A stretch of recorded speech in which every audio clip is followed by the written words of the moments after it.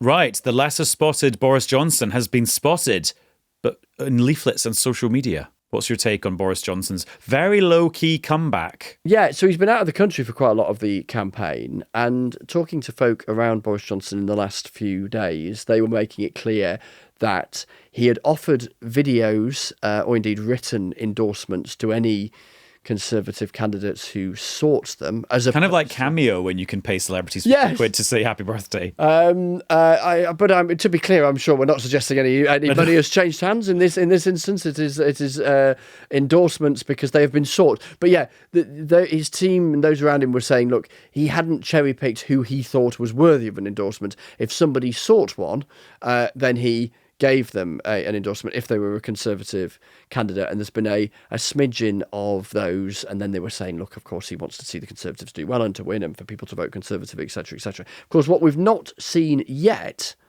is Boris Johnson appearing on the stump, kind of, with a gaggle of candidates or all the hullabaloo that would probably surround him. We have not seen that yet. Yeah, he hasn't done a photo op. And Rishi Sunak did a photo op today in Devon in what would be considered a very, very safe Conservative seat. And Laura's talked about this a few times now because she's just really, really zoomed in on this. The places that the PM is going are places where, like, well, hang on.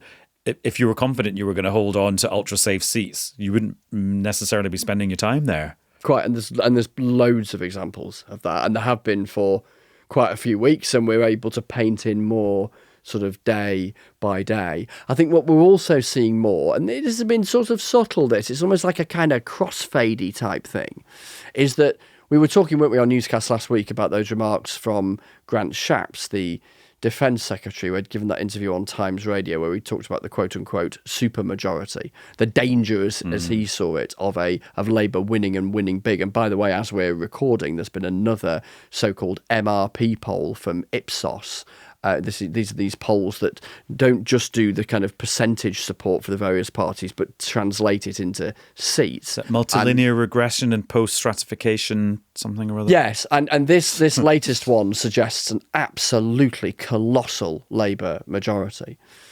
And so I think what we're seeing now, subtly, some more subtle than others and some a lot less subtle than others, and Grant Shapps was very unsubtle when he did his take on it last week, is the Conservatives tilting towards talking about what they see as the danger of a Labour win, and as they would see it, the really big danger of a really big Labour win, while still saying that they're fighting for every vote and they'd really like to win. And of course, if you want to, as a Conservative, reduce a Labour majority, prevent a Labour majority or whatever, then you need as many votes in as many places as you can get them. So the two things aren't entirely inconsistent, but there's been a shift, I think, in the tone of their messaging, which I guess just reflects what the opinion polls are consistently saying, and therefore the mood, if you like, of this election campaign, which I guess someone like John Caldwell is attempting to articulate as an individual, that they are out of necessity having to respond to that. And I guess hoping that in so doing,